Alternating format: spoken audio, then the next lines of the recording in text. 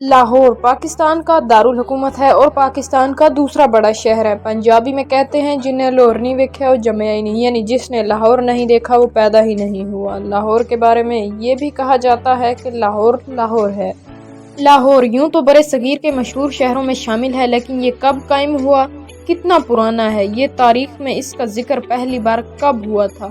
لاہور کے بارے میں ایک لیجنڈ یا داستان مشہور ہے۔ کہتے ہیں جب ہندو دیوتا رام نے اپنی بیوی سیتا کو ایودھیا سے نکال دیا تو وہ دریائے راوی کے کنارے پہنچی۔ یہاں اس کی ملاقات ایک ہندو سادھو اور شاعر والمیکی سے ہوئی۔ سیتا اسی جگہ رہنے لگی۔ یہاں اس نے 2 جڑواں بیٹوں لووا اور کش کو جنم دیا۔ پھر لووا نے لاہور اور کش نے قصور شہر آباد کیا۔ والمیکی جس سے سیتا کی ملاقات ہوئی وہی شاعر ہے جس نے بعد میں رام اور سیتا کی مشہور زمانہ کہانی رامائن لکھی تھی۔ رامائن تقریباً 2500 سال پرانی کتاب بتائی جاتی ہے۔ اگر لووا اور کش کی کہانی کو سچ مان لیا جائے تو اس کا مطلب یہ ہے کہ لاہور کم از کم 2500 سال پرانا شہر ہے۔ لیکن یہ تو ایک لیجنڈ ہے، داستان طرازی ہے، حقیقت سے اس کا واسطہ پتہ ہے یا نہیں۔ لیکن سچ یہ ہے کہ لاہور کی پچھلی 1000 سالہ تاریخ کو چھوڑ دیا جائے تو اس سے پہلے اس شہر کی کوئی اتھینٹک یا مستند تاریخ موجود ہی نہیں۔ تو پھر سوال یہ ہے کہ تاریخ میں پہلی بار لاہور کا ذکر کب آیا؟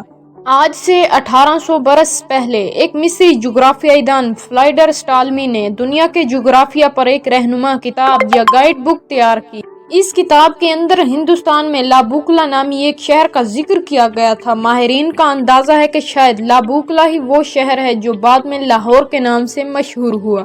لیکن اس ایک ادھورے سے ذکر کے علاوہ لاہور تاریخ کے صفحات سے بالکل غائب ہے۔ تو پھر لاہور کی ماڈرن ہسٹری کب شروع ہوئی؟ لاہور آج سے ٹھیک 1000 برس پہلے تاریخ دانوں کی نظر میں آیا جب 1021 میں غزنوی سلطنت کے حکمران محمد غزنوی نے اسے فتح کر لیا۔ اس نے لاہور کا نام بدل کر محمود پور رکھ دیا اور اپنے مشہور زمانہ غلام اور جنرل ایاز کو لاہور کا گورنر مقرر کر دیا۔ لیکن محمود پور والا نام زیادہ دیر نہیں چل سکا اور یہ شہر لاہور ہی کے نام سے مشہور رہا۔ کہتے ہیں یہ ایاز ہی تھا جس کے دور میں لاہور نے بہت ہی ترقی یافتہ شہر کے روپ میں ڈھلنا شروع کیا تھا۔ لاہور کی تاریخ میں پہلی بار ایاز نے یہاں ایک قلعہ تعمیر کروایا اور شہر کے گرد دیوار بنوائی۔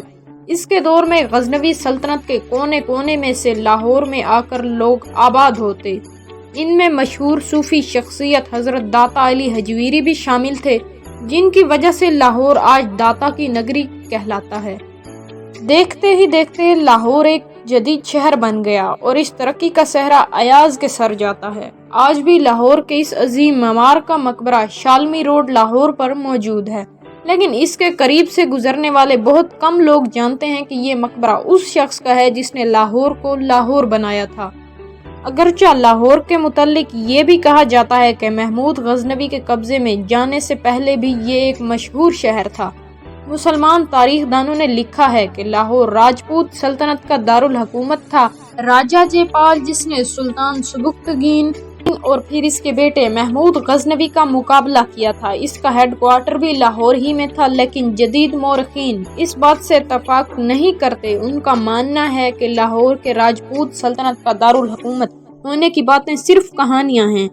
وہ کہتے ہیں کہ لاہور کی جدید تاریخ تب لکھی گئی تھی جب اس پر مسلمانوں کا کنٹرول ہوئے 600 سال گزر چکے تھے، جن میں مسلمانوں نے لاہور کی تاریخ لکھی۔ انہوں نے فرض کر لیا کہ اتنا شاندار شہر ضرور مسلمانوں کے آنے سے پہلے بھی اپنا تاریخی مقام رکھتا ہوگا۔ لیکن کوئی ایسی تاریخ دستیاب نہیں جس کی بنیاد پر یہ مانا جا سکے کہ لاہور محمود غزنوی سے پہلے بھی مشہور شہر تھا۔ لاہور محمود غزنوی سے پہلے مشہور شہر تھا یا نہیں، اس سے کوئی فرق نہیں پڑتا، کیونکہ مسلمانوں کے کنٹرول میں جانے کے بعد اس شہر کی شہرت اور ترقی بڑھتی چلی گئی۔ پہلے محمود غزنوی نے لاہور کو اپنی سلطنت کے مشرقی حصے یعنی ہندوستان میں اپنے زیر کنٹرول علاقوں کا مرکز بنایا۔ پھر 12ویں صدی میں آخری غزنوی حکمران خسرو ملک نے 1163 سے 1186 تک لاہور کو اپنا دارالحکومت بنایا۔ پھر محمود غزنوی اور ایاز کے بعد سب سے زیادہ شہرت مغلوں کے دور میں ملی۔ اکبر بادشاہ نے 1585 سے 1599 تک تقریباً 14 برس لاہور کو اپنا دارالحکومت بنائے رکھا۔ यहाँ सिक्के तैयार करने वाली शाही टकसाल भी नस्ब की गई। लाहौर में टकसाली गेट इसी टकसाल की यादगार है। अकबर ने ही मौजूदा शाही किला लाहौर की बुनियाद रखी थी, जिसमें बाद के हुक्मरानों ने इजाफे किए। अकबर के बेटे शहंशाह जहांगीर को भी लाहौर बहुत पसंद था, इतना पसंद था कि उसने लाहौर में ही दफन होने की वसीयत की। आज दरियाए रावी के पार शाहदरा में जहांगीर का मकबरा सयाहों की तवज्जो का मरकज है। जहांगीर की महबूब बीवी मलका नूरजहां भी इससे कुछ ही फासले पर लाहौर में ही दफन है। यहाँ मुगलों के जवाल के बाद लाहौर की अहमियत एक बार फिर कम हो गई थी, मगर 1799 में राजा रंजीत सिंह ने लाहौर की किस्मत फिर बदल दी। रंजीत सिंह के दौर में लाहौर एक बार फिर एक बड़ी सल्तनत का दारुल हुकूमत था, जिसकी हदूद अमृतसर से पेशावर और कश्मीर से मुल्तान तक फैली हुई थी। अंग्रेजों के दौर में लाहौर बरतानवी सूबे पंजाब का सुरमाई दारुल हुकूमत था।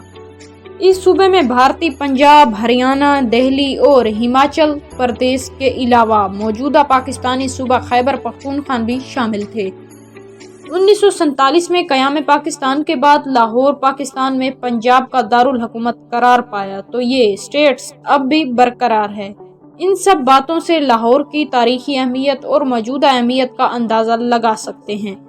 आपके ख्याल में लाहौर कितना पुराना है और आपने लाहौर के बारे में सबसे पहले पुरानी कहानी कौन सी सुनी, हमें कमेंट्स में ज़रूर बताइएगा।